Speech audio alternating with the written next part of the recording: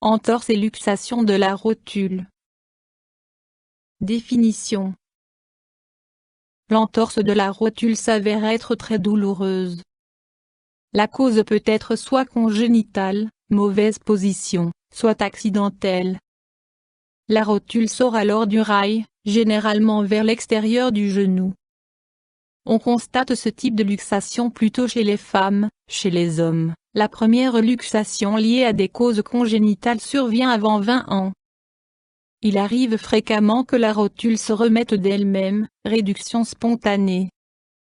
Les problèmes ne sont cependant pas résolus. Comme toute luxation génère des dommages sur les ligaments, les os et les cartilages, d'autres traitements s'avéreront nécessaires par la suite. Le type le plus courant de luxation de la rotule, généralement accidentelle, est appelé luxation traumatique de la rotule. Les luxations postérieures sont des luxations récidivantes ou chroniques. Cause. Facteurs favorables à l'apparition d'une luxation. Rotule congénitale, instable et immobile, dysplasie patellaire. Mauvaise position des jambes, exemple, jambes en X. Anomalie de positionnement du tendon rotulien. Faiblesse générale du tissu conjonctif ou appareil ligamentaire relâché. Déséquilibre de la musculature externe et interne avant de la cuisse. Position haute de la rotule, accidentelle ou congénitale. Torsion du genou, glissement lors d'une pratique de sport impliquant les jambes, ski, football etc. Troubles, symptômes. Douleur soudaine et intense dans le genou, le sujet a l'impression que sa rotule glisse et que le genou s'affaisse et devient instable. On peut voir si la rotule, en général sur le côté externe, ressort de la ligne de la jambe. Le sujet ne peut alors plus se tenir en position debout. La rotule revient alors généralement d'elle-même, elle retourne en position initiale. Mais cela ne signifie pas que tout va bien. Au cours de la luxation, la rotule peut venir déchirer l'appareil ligamentaire et l'appareil de soutien interne et entraîner des conséquences sur la rotule ou le fémur. Les conséquences, forte douleur à la pression, gonflement de l'articulation du genou, épanchement de synovie. Examen, diagnostic. On voit tout de suite si la rotule n'est plus en bonne position. Autres indices importants, le genou se plie soudainement et devient douloureux à la marche, une hémarthrose apparaît. Autre processus de diagnostic. Les radiographies mettent en évidence les causes de la luxation ainsi que les dommages osseux éventuels. Les radiographies de la rotule en flexion croissante permettent de savoir si le cartilage est endommagé, chondropathie. Une arthroscopie du genou sous anesthésie permet d'enlever les os ou fragments de cartilage éclatés et de traiter en partie les cartilages endommagés. IRM, examen du cartilage, des atteintes éventuelles de celui-ci et examen de la partie molle de l'articulation du genou. Options thérapeutiques. Même si la rotule retourne d'elle-même à la bonne position, autoréduction. L'importance du traitement à mettre en place est primordiale.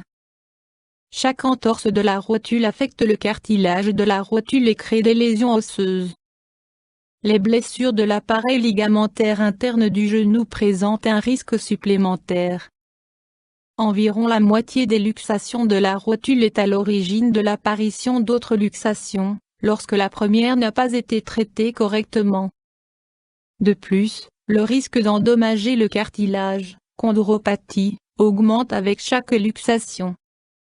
Le traitement à venir empêcher ces douleurs et éviter l'arthrose de la rotule à long terme.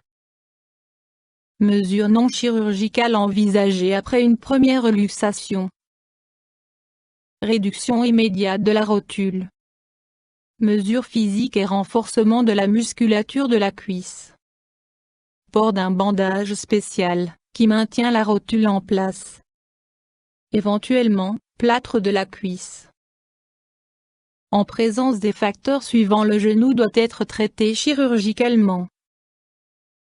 luxation répétée, éclatement des os ou du cartilage, arrachement de l'appareil capsulo-ligamentaire interne de la rotule. Traitement. En principe, il existe deux interventions principales, le traitement des parties molles, resserrement, suture des ligaments, ainsi que des corrections sur l'os.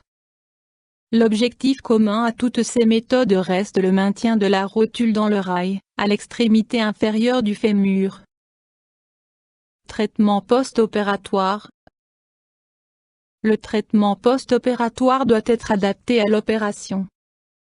Les mesures de renforcement musculaire de la cuisse, muscles frontaux internes de la cuisse, ainsi que l'extension de la musculature arrière sont ici importantes.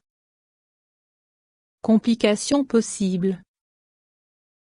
Il arrive fréquemment que les luxations de l'articulation du genou soient traitées trop tard. Les patients jeunes se décident souvent pour une intervention chirurgicale seulement après un nombre répété de luxations.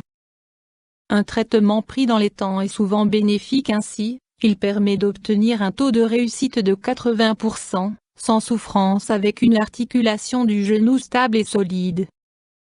Sans traitement ou avec un traitement réalisé trop tard, le taux de réussite est inférieur à 20% et le risque d'arthrose, d'atteinte chronique et étendue du cartilage, chondropathie, augmente. Une méthode de training prophylactique de renforcement de la musculature de la cuisse est recommandée. YouTube Dr Alabé